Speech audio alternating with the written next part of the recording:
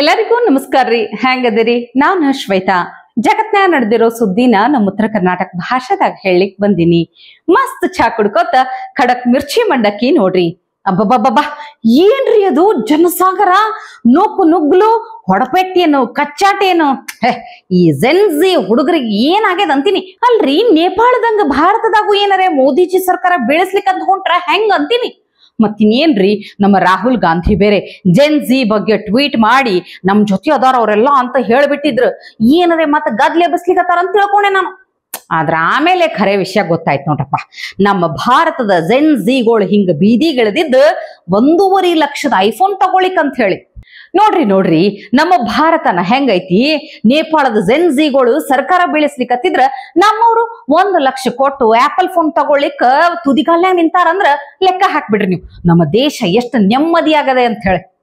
ಅದ್ರಾಗೂ ಈ ಸಲದ ಸ್ಪೆಷಲ್ ಏನಂದ್ರ ಐಫೋನ್ 17 ಇಂಡಿಯಾದಾಗೆ ರೆಡಿ ಆಗಿದ್ದಕ್ಕ ಫೋನ್ ಕಲರ್ನ್ಯಾಗ ಈ ಸಲ ಕೇಸರಿನೂ ಐತಿ. ಕೇಸರಿ ಅಂತಂದ ಕೂಡ್ಲೆ ಎಷ್ಟ ಮಂದಿ ಉರಿ ಹತ್ಕೋತದೋ ಏನೋ. ಅದ್ರ ಮಜಾ ಏನಂತ ಹೇಳ್ತೀನಿ ಕೇಳ್ರಿ. ಒಬ್ಬ ಮುಸ್ಲಿಂ ಕೇಸರಿ ಫೋನ್ ಅನ್ನ ತಗೊಂಡು ಐ ಲವ್ ದಿಸ್ ಕಲರ್ ಅಂತ ಹೇಳ್ತಾನ. ಒಟ್ನ್ಯಾಗ ನಮ್ಮ ದೇಶದಾಗ ನೆಮ್ಮದಿಯಾಗಿ ಇಲ್ದೇ ಇರುವುದು ಅಂದ್ರ ವಿಪಕ್ಷಗಳು ಮತ್ತ ನಮ್ಮ ರಾಹುಲ್ ಗಾಂಧಿ ಅವ್ರಷ್ಟ ನೋಡ್ರಪ್ಪ. ಆದ್ರೂ ರಾಹುಲ್ ಗಾಂಧಿ ಅವರು ಇರೋ ತನಕ ಈ ದೇಶಕ್ಕೆ ಒಂಥರ ಎಂಟರ್ಟೈನ್ಮೆಂಟ್ ಇದ್ದೇ ಇರ್ತೈತಿ ನೋಡ್ರಿ. ಈಗ ನಿನ್ನೆ ಒಂದು ಶೋ ಕೊಟ್ರು, ಇನ್ 2-3 ದಿನ ಅದೇ ಕತೆ ಅಂತ ಹೇಳಿರಿ ನೀವು. ಅದೇನೋ ದಾಖಲೆ ಇಟ್ಕೊಂಡು ವೋಟ್ ಚೋರಿ ಅಂತ ಕಂಡವ್ರದ್ದು ಡೀಟೇಲ್ಸ್ ತಗೊಂಡು ಎಲ್ಲಾ ತೋರಿಸಿ ಡ್ರಾಮಾ ಮಾಡ್ಲಿಕ್ಕತ್ತಿದ್ರ. ಈಗ ನೋಡಿದ್ರ ಅದ್ರಾಗ ಪ್ರಯಾಗ್ರಾಜಿನ್ ಅಂಜನಿ ಮಿಶ್ರಾ ನನ್ನ ಫೋನ್ ನಂಬರ್ ಅನ್ನ ಯಾಕೆ ಲೀಕ್ ಮಾಡಿರಿ ಅಂತ ಹೇಳಿ ರಾಹುಲ್ ಗಾಂಧಿ ಅವ್ರ ಮ್ಯಾಲ FIR ಹಾಕ್ಬಿಟ್ಟಾರ. ಏನ್ ಭಾರಿ ಅದ ಬಿಡ್ರಿ ಇವ್ರದ್ದು. FIR ಅಂದ್ರೆ ಏನ್ ತಿಳ್ಕೊಂಡ್ರ ಇವ್ರು, ರಾಹುಲ್ ಗಾಂಧಿಗೆ ಒಂಥರ ಆಟ ಆಗ್ಬಿಟ್ಟ ನೋಡ್ರಿ. ಕೇಸ್ ಮೇಲ್ ಕೇಸ್ ಬಿದ್ರು ಈ ಮನುಷ್ಯ ತಲೆನೇ ಕೆಡಿಸ್ಕೊಳ್ಳೋದಿಲ್ಲ. ರಾಹುಲ್ ಗಾಂಧಿ ಅವರು ಯಾಕೆ ಈ ಯಾತ್ರೆ ಮಾಡಿದ್ರು, ಯಾಕೆ ವೋಟ್ ಚೋರಿ ಅನ್ನೋ ಹೊಸ ಡ್ರಾಮಾ ಮಾಡ್ಲಿಕ್ಕತ್ತಾರ ಅಂತ ಹೇಳಿ ಮೋಟಾ ಭಾಯ್ ಭಾಳ ಚಂದ ಹೇಳ್ತಾರ, ಕೇಳಿಸ್ಕೊರಿ.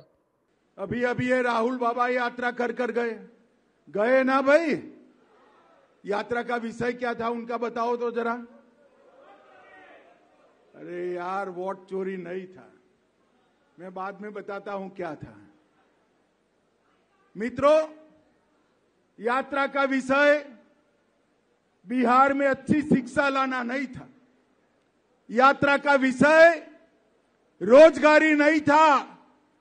यात्रा का विषय बिहार में 24 घंटा बिजली नहीं था। यात्रा का विषय हर गांव हर टोले में रोड पहुंचाना नहीं था। यात्रा का विषय था जो बांग्लादेश से घुसपैठिए आए हैं उनको बचाने का विषय था। यहां इतने सारे लोग हैं, आप किसी का वोट कटा है क्या? अरे जोर से बोलो, कटा है क्या? तो किसका कटा है? जोर से बोलो, किसका कटा है? ये राहुल गांधी की यात्रा घुसपैठिया बचाओ यात्रा थी। और मैं इस मंच से राहुल गांधी और लालू जी को पूछने आया हूं, बिहार की जनता आपको पूछ रही है, घुसपैठियों को वोट का अधिकार होना चाहिए क्या? जोर से बोलो, होना चाहिए। घुसपैठियों को मुफ्त राशन मिलना चाहिए। घुसपैठियों को नौकरी यहां पर मिलनी चाहिए। घुसपैठियों को घर मिलना चाहिए। घुसपैठियों को 5 लाख तक का इलाज मिलना चाहिए। कौन देना चाहता है? जोर से बोलो, कौन देना चाहता है? और जोर से बोलो, कौन देना चाहता है?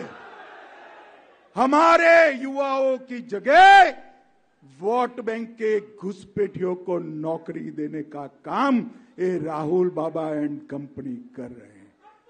ಕರೆಕ್ಟ್ ಅದ ನೋಡ್ರಿ, ಅದೇ ಪ್ಲಾನ್ ಇವ್ರದ್ದು. ಅಕ್ರಮ ವಲಸಿಗರನ್ನು ಓಡಿಸ್ಬಿಟ್ರೆ ಇವ್ರಿಗೆ ಬರೋ ವೋಟ್ನು ಬರೋದಿಲ್ಲಲ್ಲ, ಅದಕ್ಕೆ ಅವ್ರನ್ನ ತಡಿಲಿಕ್ಕ ಇಷ್ಟೆಲ್ಲ ಡ್ರಾಮಾ ಮಾಡ್ಲಿಕ್ಕತ್ತಾರ. ಇನ್ನೊಂದು ಕಡೆ ಇವ್ರ ಫ್ರೆಂಡ್ ಅದಾರಲ್ರಿ, ಅದ ತೇಜಸ್ವಿ ಯಾದವ್. ನಮ್ಮಲ್ಲಿ ನೆರೆ ಬಂದಾಗ ಒಬ್ರು ಬಿಸ್ಕಿಟ್ ಒಗದ್ ಫೇಮಸ್ ಆಗಿದ್ರ ನೆನ್ಪೈತ್ಯ? ಹಂಗೆ ನೋಡ್ರಿ, ಈ ಮನುಷ್ಯನು ಪೆನ್ಗಳನ್ನ ನಾಯಿಗೆ ಒಗದಂಗ್ ಒಗಿಲಿಕತ್ತಾರ.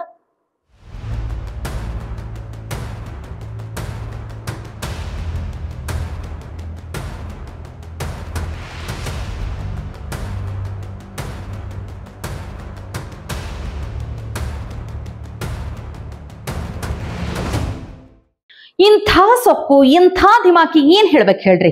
ಸ್ವಲ್ಪ ತಗ್ಗಿ ಬಗ್ಗಿ ಕೆಲಸ ಮಾಡ್ಲಿಕ್ಕ ದೇಹಕ್ಕೆ ಹೇಳುದಿಲ್ಲೇನೋ. ಬರೀ ತಿಂದ ಸೊಕ್ಕ ಬೆಳೆಸ್ಕೊಂಡ್ರೆ ಹೆಂಗೈತ್ ಹೇಳ್ರಿ. ಹಿಂಗ ಮಾಡಿ ಒಬ್ರು ಏನಾದ್ರಂತ ನೋಡಿವ್ರಪ್ಪ. ಈ ಮನುಷ್ಯನು ನೋಡ್ತೀವಿ ಬಿಡ್ರಿ, ಮತ್ತೇನ್ ಮಾಡುದು.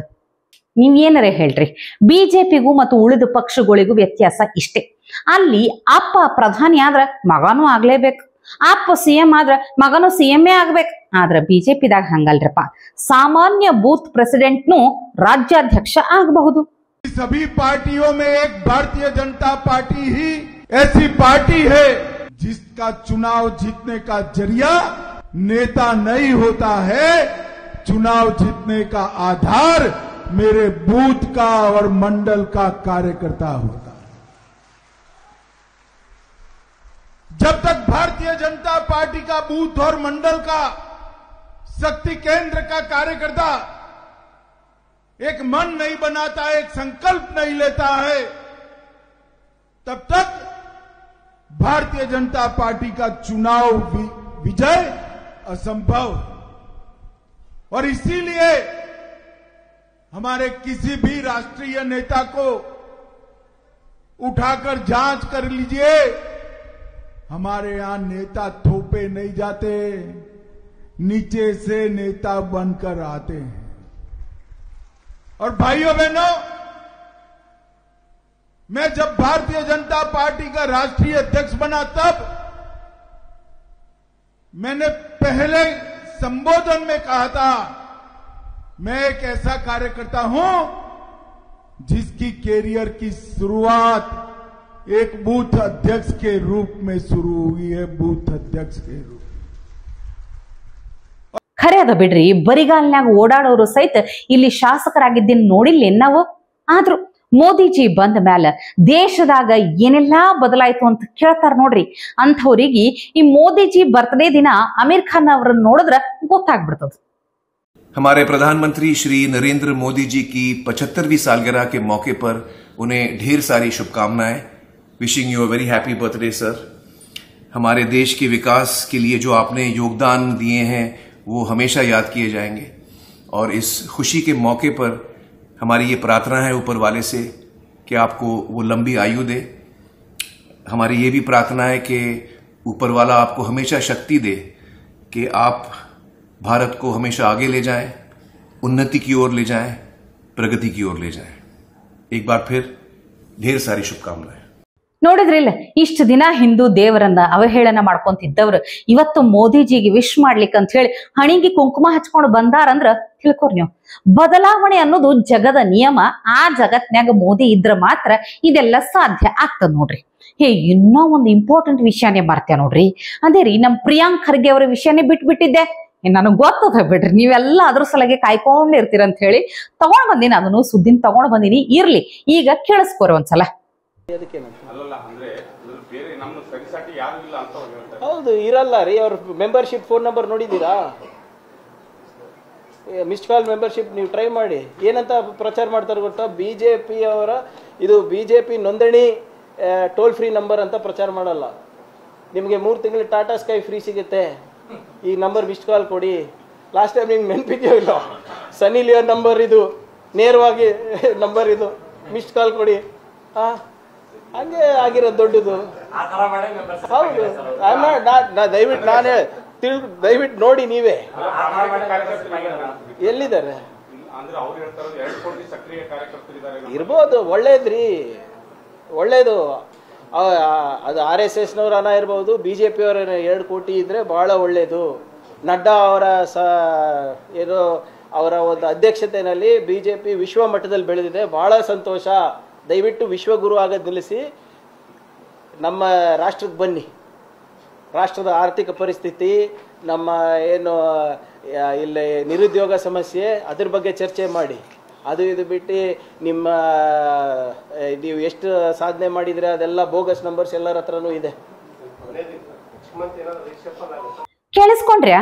ಬಿಜೆಪಿ ಅವರು ಮೆಂಬರ್ಶಿಪ್ ಸೇರೋ ನಂಬರ್ ಅನ್ನ ಸನ್ನಿ ಲಿಯೋನ್ ನಂಬರ್ ಅಂತ ಹೇಳಿ ಕೊಟ್ಟಿದ್ದಕ್ಕ ಇಷ್ಟು ಮೆಂಬರ್ಗಳಾಗ್ಯಾರಂತ. ಅಲ್ಲ, ಈಗ ನನಗೊಂದು ಡೌಟ್ ಶುರು ಆಯ್ತ್ರಪ್ಪ ಇವ್ರ ಮಾತು ಕೇಳಿ. ಪ್ರಿಯಾಂಕ್ ಖರ್ಗೆ ಅವರಿಗೆ ಆ ವಿಷಯ ಹೆಂಗ್ ಗೊತ್ತಾಯ್ತು? ನೀವು ಸನ್ನಿ ಲಿಯೋನ್ ನಂಬರ್ ಅಂತ ತಿಳ್ಕೊಂಡು ಮಿಸ್ ಕಾಲ್ ಕೊಟ್ರೆ ಹೆಂಗ್ ಅಂತೀನಿ. ಯಾಕೋ ಡೌಟ್ ಆಗ್ಲಿಕ್ಕತ್ತದ್ರಪ್ಪ ಭಾಳ ನನಗ. ಅದು ಸನ್ನಿ ಲಿಯೋನ್ ನಂಬರ್ ಅಲ್ಲ ಅಂತ ಹೇಳಿ ಮನ್ಸಿಗೆ ಸೋಣಂಗ್ ಕಾಣ್ಲಿಕ್ಕತ್ತದ. ಮಾರಿ ನೋಡಿದ್ರಿ ನೀವು? ಹೋಗ್ಲಿ ಬಿಡ್ರಿ. ಕಡೆಯದಾಗಿ ಅಜಿತ್ ಹನುಮಕ್ಕನವರದು ಒಂದು ಅದ್ಭುತ ವಿಡಿಯೋ ಐತಿ, ನೋಡ್ಕೊಂಡ್ ಬರ್ರಿ. ಸರ್ಕಾರಿ ಕಚೇರಿಯಲ್ಲಿ ದೇವರಿಗೆ ಜಾಗ ಇಲ್ಲ ಅಂದ್ರೆ ದೇವಸ್ಥಾನದಲ್ಲಿ ಸರ್ಕಾರಕ್ಕೆ ಏನ್ ಕೆಲಸ ಅಂತ ಕೇಳುತ್ತೇವೆ. ಇತ್ತೀಚೆಗೆ ಧರ್ಮಸ್ಥಳದ ವಿಷಯದಲ್ಲಿ ಯಾಕೆ ಸರ್ಕಾರ ಯಾಕೆ ಆ ದೇವಸ್ಥಾನವನ್ನು ಹಿಡಿತಕ್ಕೆ ತಗೋಬಾರದು? ನನ್ನ ಪ್ರಶ್ನೆ, ಹಿಡಿತಕ್ಕೆ ತಗೊಂಡಿರೋ ದೇವಸ್ಥಾನಗಳಲ್ಲಿ ಏನ್ ಮಾಡಿಟ್ರಿ ನೀವು? ಯಲಹಂಕದ ಹತ್ರ ಒಂದು ದೇವಸ್ಥಾನ, ಕೆಳದಿಯ ರಾಜರು ಉಂಬಳಿಯನ್ನ ಕೊಟ್ಟು ಸ್ಥಾಪಿಸಿದಂತಹ ದೇವಸ್ಥಾನ 1700 ಎಕರೆ ಜಮೀನು ಕೊಟ್ಟಿದ್ರಂತೆ. 1700ರಲ್ಲಿ ಅರ್ಧ ಜಮೀನು ಇವತ್ತು ದೇವಸ್ಥಾನಕ್ಕಿದ್ದಿದ್ದರೆ ಆ ದೇವಸ್ಥಾನ ಎಷ್ಟು ಶಾಲೆಗಳನ್ನ ನಡೆಸ್ತಾ ಇತ್ತು, ಆ ದೇವಸ್ಥಾನದ ನೆರಳಿನಲ್ಲಿ ಎಷ್ಟು ಜನ ಊಟ ಮಾಡ್ತಾ ಇದ್ರು, ಎಂತೆಂಥ ಸಾಮಾಜಿಕ ಕಾರ್ಯಗಳು ಆ ದೇವಸ್ಥಾನದಿಂದ ಆಗಬಹುದಾಗಿತ್ತು. ಇವತ್ತು ಆ ದೇವಸ್ಥಾನಕ್ಕೆ ದೇವರ ಮುಂದೆ ಹಚ್ಚುವ ದೀಪದ ಎಣ್ಣೆ ಮತ್ತು ಬತ್ತಿಯನ್ನು ಸರ್ಕಾರದಿಂದ ಕೊಡಬೇಕು, ಯಾಕಂದ್ರೆ ಹುಟ್ಟದಿಲ್ಲ. ಇದರ ಬಗ್ಗೆ ವಾದ ಮಾಡ್ತಾ ಇದ್ರೆ ಧರ್ಮಸ್ಥಳನ ಯಾವಾಗ ಗೌರ್ಮೆಂಟ್ಗೆ ತಗೋತಾರೆ ಅಂತ ಮಾತಾಡೋರು ಇದೆ. ಚಾಮುಂಡೇಶ್ವರಿ ದೇವಿಗೆ ಮೈಸೂರು ಮಹಾರಾಜರು ಕೊಟ್ಟಂತಹ ಜಮೀನಿನಲ್ಲಿ 100 ಎಕರೆ ಜಮೀನು ಮೂಡಾಗ್ ಹೋಗಿ ಮೂಡಾದಿಂದ ಸೈಟ್ಗಳಾಗಿ ರಾಜಕಾರಣಿಗಳ ಪರ್ಸನಲ್ ಖಾತೆಗೆ ಆ ಸೈಟ್ಗಳು ಹೋಗಿದ್ದಾವೆ. ನೀವು ದೇವಸ್ಥಾನದಲ್ಲಿ ಬರುವ ಹುಂಡಿಯ ಲೆಕ್ಕ ಕೇಳ್ತೀರಿ ಅನ್ನೋದಾದ್ರೆ ಈ ಸಮಾಜ 100 ಎಕರೆ ಜಮೀನಿನ ಲೆಕ್ಕ ಕೇಳೋದಕ್ಕೋ ಕೇಳಬಾರದು. ಸರ್ಕಾರಿ ಕಚೇರಿಗಳಲ್ಲಿ ಯಾಕೆ ದೇವರ ಪೂಜೆ ಆಗ್ಬೇಕು ಅಂತ ಚರ್ಚೆ ಆಗ್ತಾ ಇದೆ. ದೇವಸ್ಥಾನದಲ್ಲಿ ಯಾಕೆ ಸರ್ಕಾರ ಇರಬೇಕು ಅನ್ನೋದ್ರ ಬಗ್ಗೆನೂ ಸಮಾಜ ಯೋಚನೆ ಮಾಡಬೇಕು ಅಂತ ಇದೀನಿ. ಯಾಕೆ ತಾಯಿ ಭುವನೇಶ್ವರಿ ರೇಷ್ಮೆ ಸೀರೆಯಲ್ಲೇ ಇರಬೇಕು? ಯಾಕೆ ತಾಯಿ ಭುವನೇಶ್ವರಿ ಒಡವೆಗಳನ್ನು ಹಾಕಿಕೊಂಡಿರಬೇಕು? ಯಾಕೆ ತಾಯಿ ಭುವನೇಶ್ವರಿ ಚಿಕ್ಕ ವಯಸ್ಸಿನವಳಾಗಿರಬೇಕು? ಹಣ್ಣು ಮುದುಕಿಯೊಬ್ಬಳು ಗದ್ದೆಯಲ್ಲಿ ನಿಂತ್ಕೊಂಡು ನಾಟಿ ಮಾಡ್ತಾ ಇರುವ ಫೋಟೋನ ತಾಯಿ ಭುವನೇಶ್ವರಿ ಅನ್ಕೊಂಡು ನಮಗೆ ಪೂಜೆ ಮಾಡೋದಕ್ಕೆ ಆಗೋದಿಲ್ವಾ ಅನ್ನುವ ಪ್ರಶ್ನೆಗಳನ್ನ ಕೂಡ ನನಗೆ ಕೇಳೋದು. ಮಾಡಬಹುದಪ್ಪ, ಯಾರು ಬೇಡ ಅಂತಾರೆ? ಕೆಲವೊಂದಷ್ಟು ನಡ್ಕೊಂಡು ಬಂದಿರ್ತಾವ್ರಿ. ದೇವಿ ಅಂದ್ರೆ ಹಿಂಗಿರ್ಬೇಕು, ದೇವತೆ ಅಂದ್ರೆ ಹಿಂಗಿರ್ಬೇಕು. ಅದಕ್ಕೆ ಈಗ ತಕ್ಷಣ ನಿಂತ್ಕೊಂಡು ನೀನ್ ಲಾಜಿಕ್ ಹೇಳು, ಇದಕ್ಕೆ ತರ್ಕ ಹೇಳು ಅಂತಂದ್ರೆ ಎಲ್ಲಿಂದ ಹೇಳ? ನನ್ನ ಕಲ್ಪನೆಯ ದೇವತೆ ಹಂಗೆ, ನನ್ನ ಕಲ್ಪನೆಯ ದೇವಿ ಹಂಗೆ. ವ್ಯಾಲೆಂಟೈನ್ಸ್ ಡೇ ದಿವಸ ಹುಡುಗಿಗೆ ಪ್ರಪೋಸ್ ಮಾಡೋದು ಗುಲಾಬಿ ಹೂವು ಕೊಡಬೇಕು ಅಂತ ಯಾರು ರೂಲ್ಸ್ ಮಾಡಿದಾರ?